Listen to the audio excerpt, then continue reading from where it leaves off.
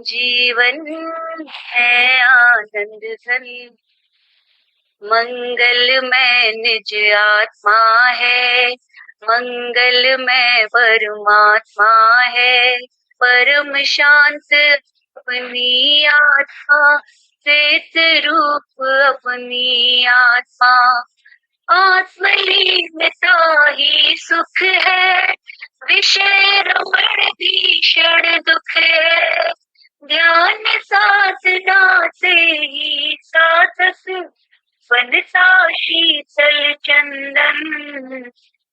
जीवन है आनंद घन, जिसने खुद को जान लिया, वर्तमान पहचान लिया।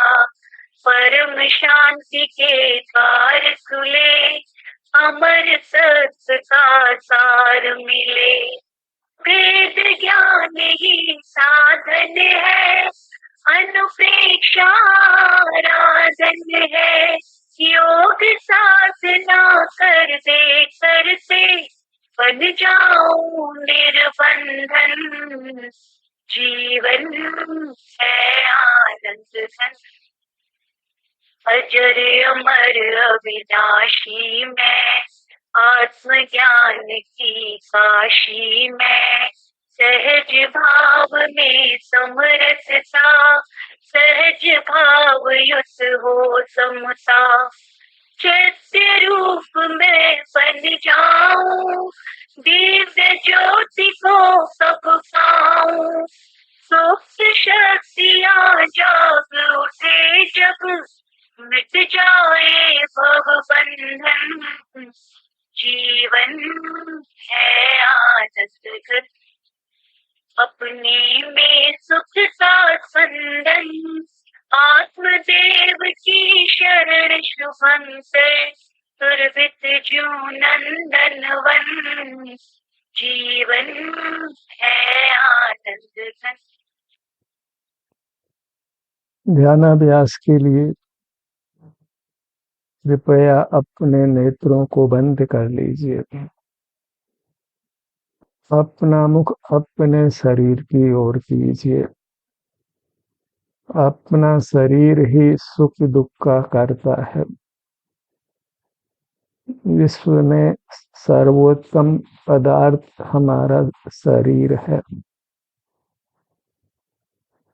शरीर की उपेक्षा करने से ही शरीर में दुख उत्पन्न होता है। यदि शरीर की उपेक्षा नहीं की जाए, इससे युक्त होकर हम रहें, तो यह शरीर परमानंद का करता है, परमात्मा रूप होता है।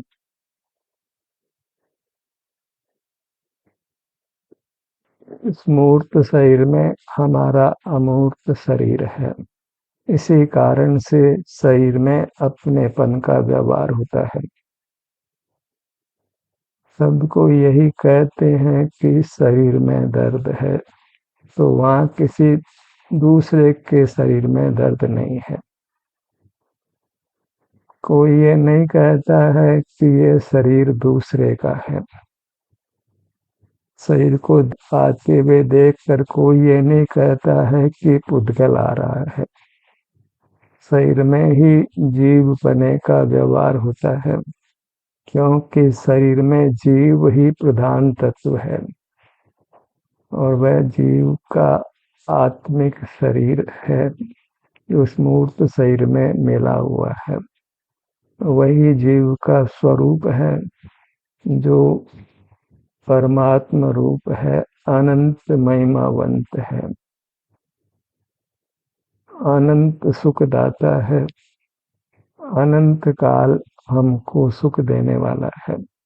बस इसका आदर भाव चाहिए, इसके प्रति समर्पण चाहिए, नमन का भाव चाहिए, इसके संवेदन पूर्वक रहना है। इस अपने शरीर को जो भगवान मान लेता है, वह शीघ्र ही भगवान हो जाता है। लोक में शरीर को भगवान कहने का चलन नहीं है, इसलिए लोग भगवान को मंदिरों में, तीर्थों में ढूंढता है। अन्न को ही भगवान मानता है। अपने शरीर को भगवान मानने वाले व्यक्ति दुनिया में ढूंढे ढूंढे नहीं मिलेंगे। इसीलिए मोक्ष मार्ग प्राय लुप्त रहता है, अभाव रूप रहता है।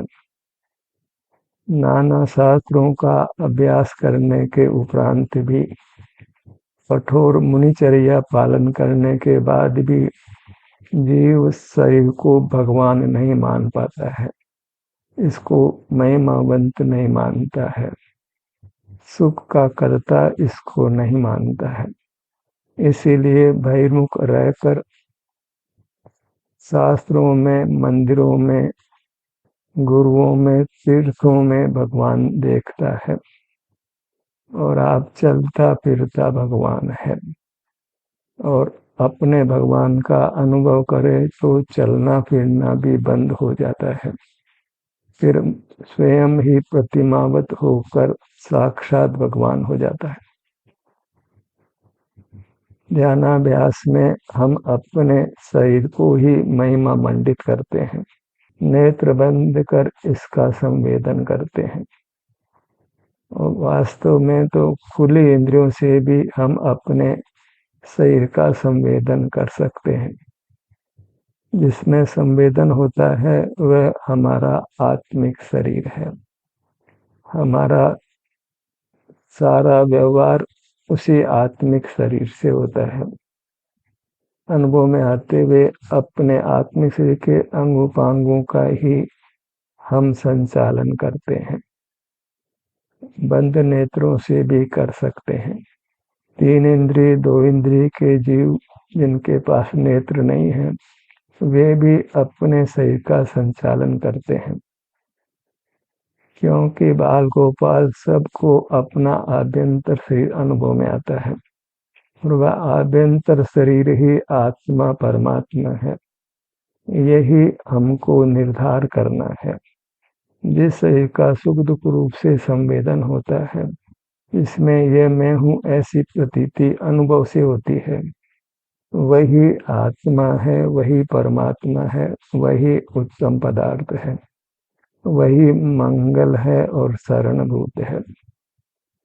लोक में परपु ही मंगल उत्तम शरण कहा जाता है। 4 मंगल हैं, अनंत मंगल है, सिद्ध मंगल है, साधु मंगल है, केवली प्रणीत धर्म मंगल है। इसमें कहीं अपने आभ्यंतर अमूर्त शरीर को जो पारमार्थिक रूप से मंगल है, उसको मंगल नहीं कहा जा रहा है। लोक में व्यवहार ही पूछता है, परमार्थ नहीं पूछता, और परमार्थ का ग्रहण किए बिना मोक्ष मार्ग नहीं होता। नमन के रूप में भी पंच परमेष्टि को ही नमन करते हैं। अपने आत्मिक शरीर को, जो कि हमारे लिए परमात्मा है, उसको नमन करने का व्यवहार नहीं है।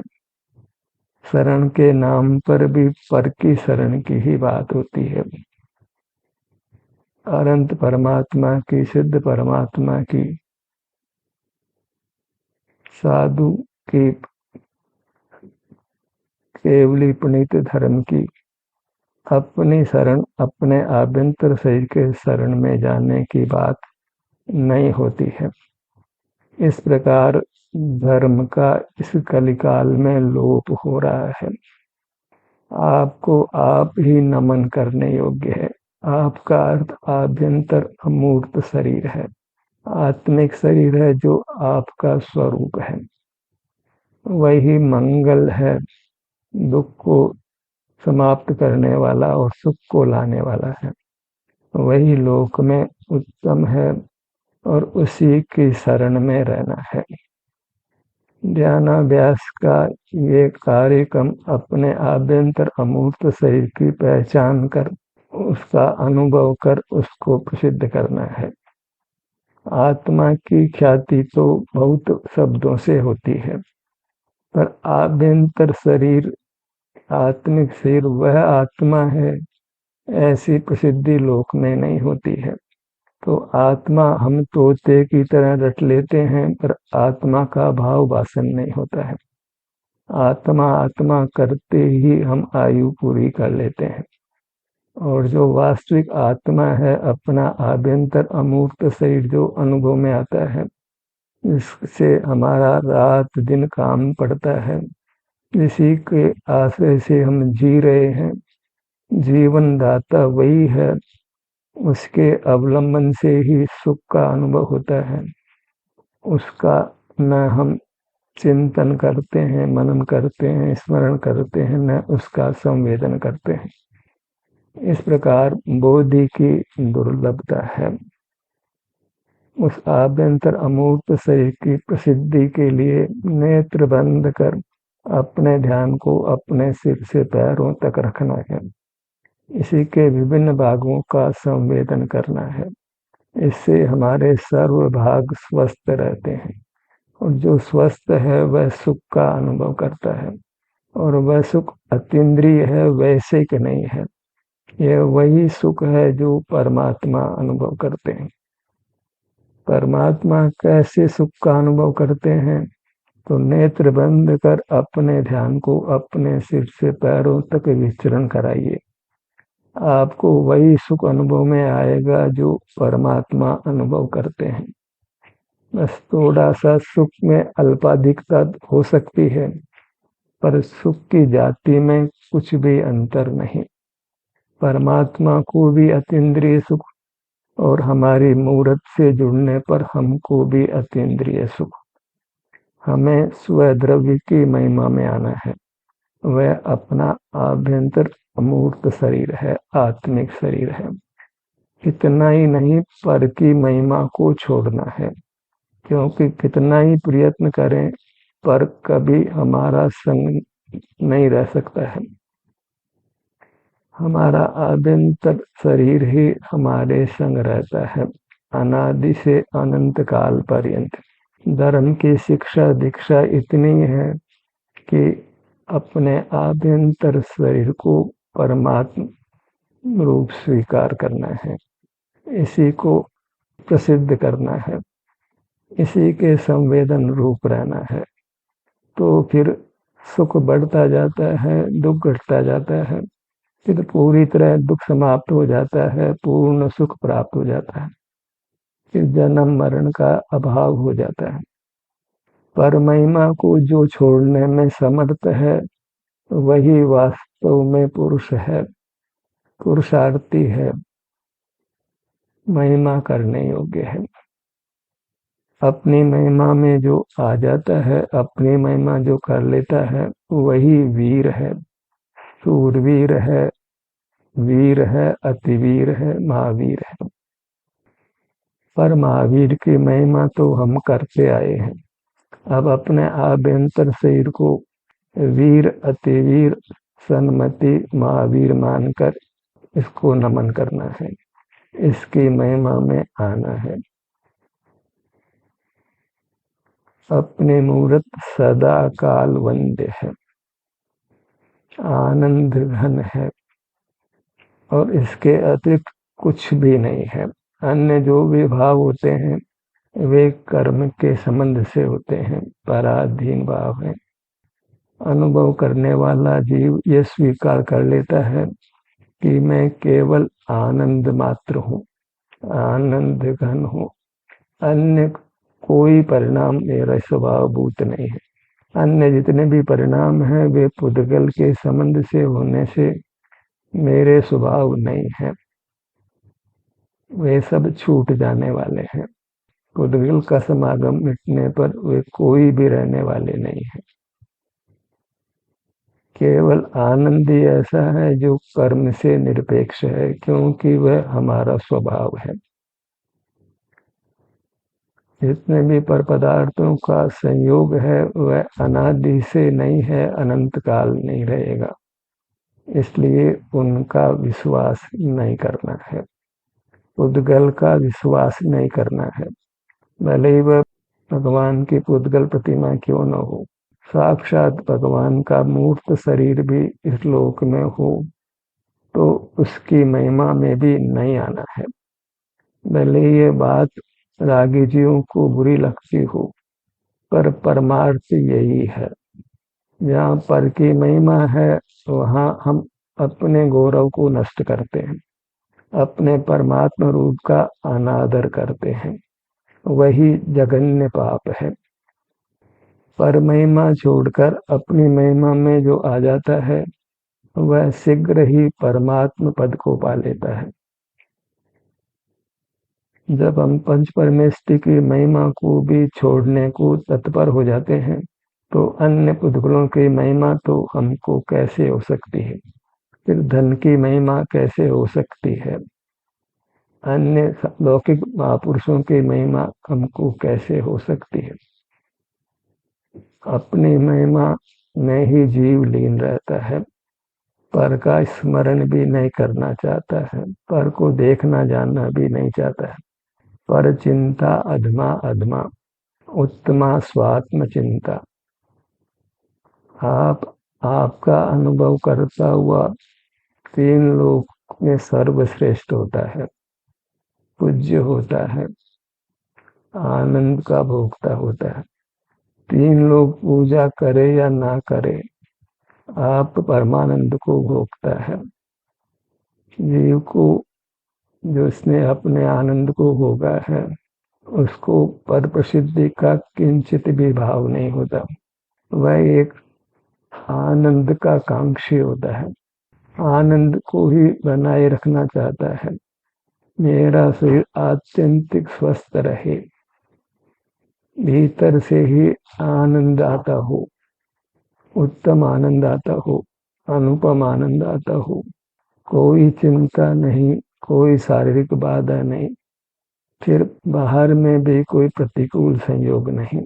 और जो अपने में तिष्ठ हो गया है, बैठ गया है, उसको तो फिर बाहर का ज्ञान भी नहीं होता, इसलिए वह बाहर से प्रभावित नहीं होता।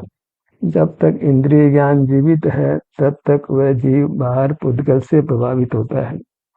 जब अपने अनुभव रूप होता है तो पुद्गल का ज्ञान ही नहीं होता, तो फिर पुद्गल से प्रभावित नहीं होता।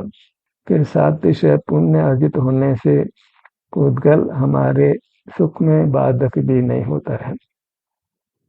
सब कुछ अच्छा होता है जब हम अपने आत्मिक शरीर की महिमा में आ जाते हैं, उसको भगवान रूप से देखते हैं, भगवान रूप से ही इसका आदर करते हैं। लोग को नियमित रूप से मंदिर जाने का आग्रह होता है, भगवान के अभिषेक करने, देखने, पूजा करने, दूर दूर तक प्रतिमाओं को देखने जाने, पर अपने आत्मिक शरीर का अनुभव करने का उनको विकल्प भी नहीं होता है, उसको पहचानते भी नहीं है। तो बाहर का सारा प्रयत्न मोक्ष मार्ग में निमित्त भी नहीं होता है। बाहर तो दुर्गति ही जानो। बाहर रहकर जो सुगति की कल्पना करता है वह सब मिथ्या है।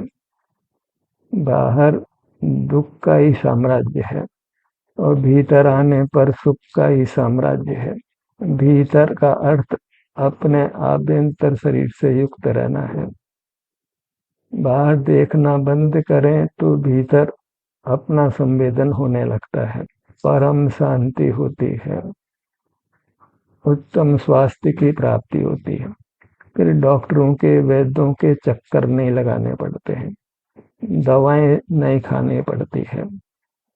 ये खाओ, ये नहीं खाओ, ये स्वास्थ्यकर है, ये अस्वास्थ्यकर है, ऐसे पुद्गलों का विकल्प छूट जाता है। फिर अपनी महिमा में ही रहता है, अपने अनुभव रूप रहता है, पर का स्मरण ही दुख रूप लगता है। और अपने अनुभव में परमानंद का भोग होता है, परमात्मा समान होता है। अपना मुख अपनी ओर रखिए, अपनी ही आत्म प्रेरणा से अपनी महिमा लेकर। अपनी महिमा को पल भर के लिए भी भुलाना नहीं है। धन परिजन देव शास्त्रु की महिमा में नहीं रहना है। अपनी महिमा ही सर्वोपरि है, और पर की महिमा से तो निश्चित दुर्गति होने वाली है, क्योंकि फिर हम बहिर्मुख रहकर अपना नाश करते हैं, अपने सुख से वंचित रहते हैं, नाना प्रकार के दुखों को उत्पन्न करते हैं। बहिर्मुखता अत्यंत निषिद्ध है, निंद्य है, कुशील रूप है, पाप रूप है। पर का स्मरण ही पाप रूप है, क्योंकि वह अपने परमात्मा का अनादर करने रूप है, अपने परमात्मा को पीठ देने रूप है। अपना परमात्मा आप ही है, अपना आत्मिक शरीर ही है, तो उसको पीठ नहीं देना है। लोग मंदिर जाते हैं, भगवान के सामने जाते हैं, तो फिर भगवान को पीठ नहीं देते हैं, उल्टे ही लौटते हैं। पर अपनी मूर्त की ओर देखते नहीं है, तो जो साक्षात जीवंत परमात्मा है, अपने लिए वही परमात्मा है, उसको तो 24 घंटे पीठ देते हैं। यदि उसको परमात्मा रूप से स्वीकार कर लिया जाए, आनंद दाता, इकलौता आनंद दाता, जैसे किसी को एक ही पुत्र हो, एक ही संतान हो, तो उसके प्रति अतिशय प्रेम होता है। वह तो वास्तव में अत्यंत परद्रव्य है, उसका राग तो अच्छा नहीं है। पर अपनी मूर्त का प्रेम, वह तो वास्तव में चारित्र है, धर्म है। अपनी मूर्त की महिमा में लेकर अपनी मूर्त का आनंद भोगना है। परमात्मा का स्वरूप अभी अंश में व्यक्त करना है, और एक बार परमात्मा होने का क्रम शुरू हो गया तो परमात्म पद मिल जाना है। जैसे गंतव्य की गाड़ी में बैठ गए तो गंतव्य में आना ही होता है। अब तक हम अपने शरीर रूपी गाड़ी में जो मोक्ष जाती है उसमें बैठे नहीं हैं, शरीर के बाहर बाहर ही रहते हैं, तो गंतव्य मोक्ष कैसे आएगा। शरीर रूपी गाड़ी में बैठकर ही हम मोक्ष मार्ग तय करते हैं, मोक्ष को प्राप्त करते हैं। जैसे समुद्र में जहाज ही हमको पार करता है, नदी में नाव ही हमको पार करती है, ऐसे इस संसार से पार हम अपने शरीर में आसीन होकर ही हो सकते हैं। शरीर ही हमको संसार दुखों से बचाता है, उत्तम आनंद में धरता है। क्योंकि हमने बारंबार यही भावना भाई है कि शरीर अशुचि है, मैं लेकर नहीं आया था और लेकर नहीं जाऊंगा। आंखें यही दिखाती रही है, पर आंखों का विश्वास करके ही हम ठगाए गए हैं। आंखें परद्रव्य हैं, उनके माध्यम से सम्यक ज्ञान कदापि नहीं हो सकता है। आंखें पुद्गल का ही भला करती हैं, हमारा भला नहीं करती। अपने अनुभव रूपी चक्षुओं से देखिए, अर्थात अपना अनुभव करिए, तो फिर यह शरीर अशुचि नहीं लगता है, अपावन नहीं लगता है, यही पावन लगता है। सब दुखों से मुक्त करने वाला, संपूर्ण सुख देने वाला, जिसकी महिमा को अनंत काल भी हम बोले तो उसका संपूर्ण वर्णन नहीं हो सकता है। धरती से कागज बनाए, उस पर लिखते ही रहें, तो भी अपने आभ्यंतर से की महिमा को नहीं लिखा जा सकता है, क्योंकि अपनी महिमा केवल भोग्य है, इसको शब्द दिए ही नहीं जा सकते हैं, और दे तो उसका वर्णन कभी पूरा नहीं हो सकता है, कारण कि परमार्थ से वह अवक्तव्य है। उसकी महिमा को शब्दों में बांधना संभव नहीं है, केवल भोग ही सकते हैं। अपने सिर के भाग पर आइए, सिर के भाग पर आए, पर कैसे आए कि महिमा लेकर आइए, ये साक्षात परमात्मा का सिर का भाग है। पूरी श्रद्धा के साथ ये परमात्मा का ही सिर है, परम पूज्य है, परम आदरणीय है, परमानंद का दाता है। लोक में यही सर्वश्रेष्ठ पदार्थ है। इसी का सेवन कर अनंत काल हमको सुख मिलना है। तो सिर का नाम सुनते ही आनंद हिलोर हो। जैसे कोई भगवान की प्रतिमा के प्रति आदर भाव रखता हो, तो प्रतिमा के दर्शन से ही उसके चित्त में आनंद की हिलोर होती है, भले वह पारमार्थिक नहीं हो, क्योंकि परलक्ष्य में उत्तम आनंद हो ही नहीं सकता है। तभी तो जीव शीघ्र ही मंदिर से लौटकर वापस घर आ जाता है। प्रतिमा के सामने बहुत समय तक आंखें खोलकर नहीं देख सकता है। सर, अपनी मूर्त को बंद नेत्रों से या खुले नेत्रों से भी जब संवेदन रूप ग्रहण करते हो, तो आप कभी अपने से छूटना ही नहीं चाहेंगे। बलात् कर्म का भी तीव्र उदय हो तो हम अपने में नहीं ठहर पाए, क्योंकि अभी सहिष्णुता पूर्ण नहीं है, अपनी महिमा भी पूर्ण नहीं है। बाहर के पदार्थों की महिमा अभी चित्त में रहती है।